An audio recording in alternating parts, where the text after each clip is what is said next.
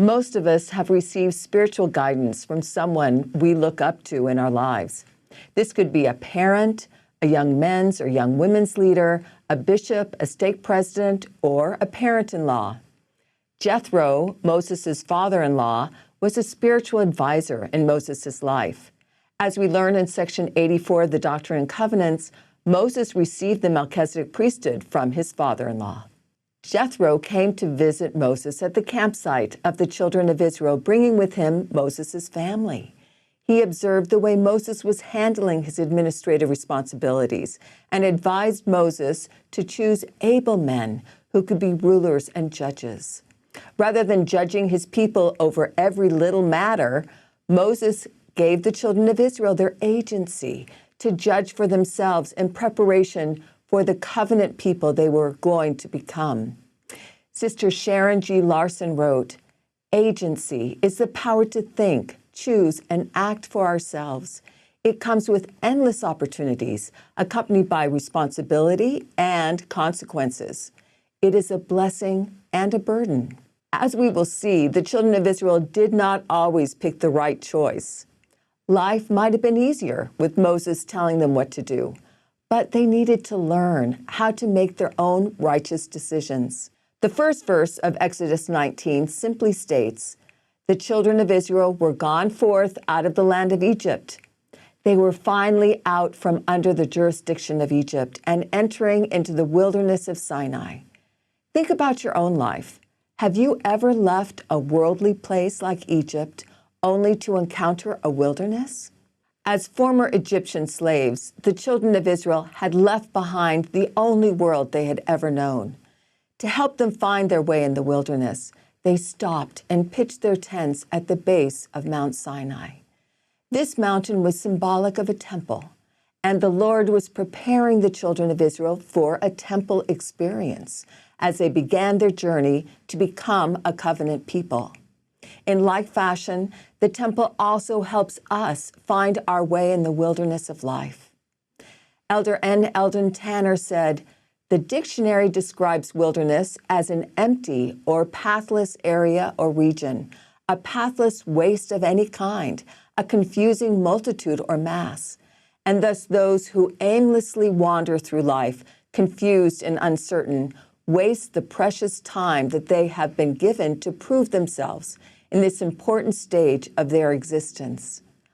I promise that at some time or other in our lives, each of us have felt a little lost, somewhat uncertain as to where we were going, or in a sense, wandering in a wilderness.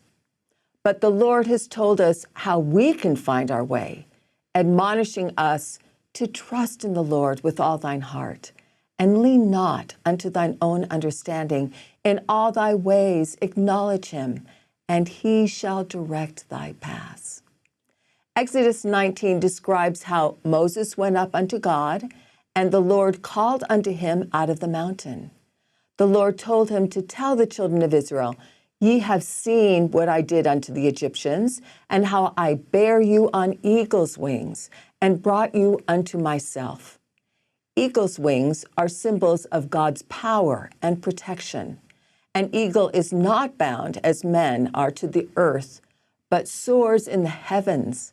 The eagle is swift, strong, flies high, nests in high places, and has powerful eyesight, viewing the world below with a heavenly perspective.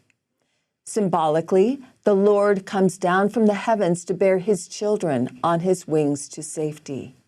The Lord Jehovah continued by setting the terms of his covenant, saying, "If ye will obey my voice indeed, and keep my covenant, then ye shall be a peculiar treasure unto me above all people, for all the earth is mine. And ye shall be unto me a kingdom of priests, and an holy nation." By using an if-then statement, the Lord stated the conditions of his covenantal promise. If you will do this, then I will do that. If you obey my voice and keep my covenant, then you will be a peculiar treasure, a kingdom of priests and priestesses, a holy nation. In the Bible dictionary, the word peculiar is defined as one's very own, exclusive, or special. But the word peculiar can also refer to something odd, eccentric, different, or unusual. The people of Israel would have been seen that way by their worldly peers as well. I know I have sometimes felt like the world sees me as odd or even weird because of the standards I keep and the beliefs I have, which are centered on the gospel of Jesus Christ rather than the standards of the world. Elder William Grant Bangeter asked the question, "What's wrong with being peculiar?" He then bore his testimony of the importance of keeping our peculiar standards. I know it is a blessing to stand up for principles of truth and righteousness. People who value their character and their reputation will be honored to be of the chosen generation and to stand out as representatives of a peculiar and a noble people.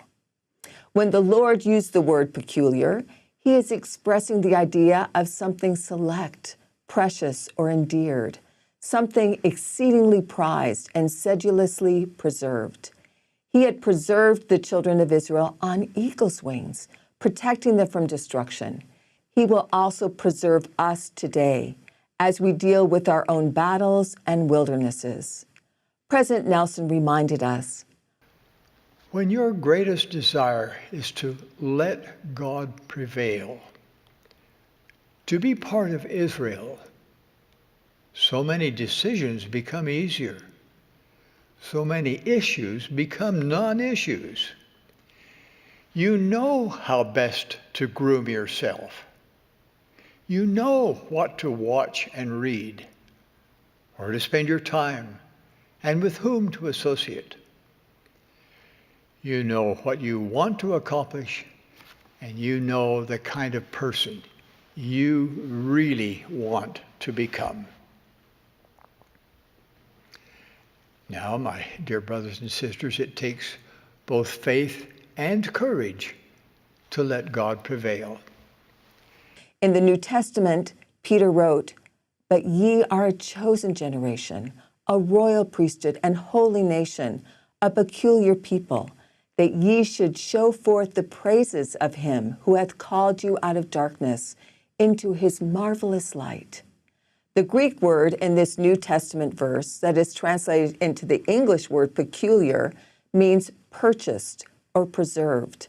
The Hebrew word used in Exodus 19:5 is segula, which means special possession or property.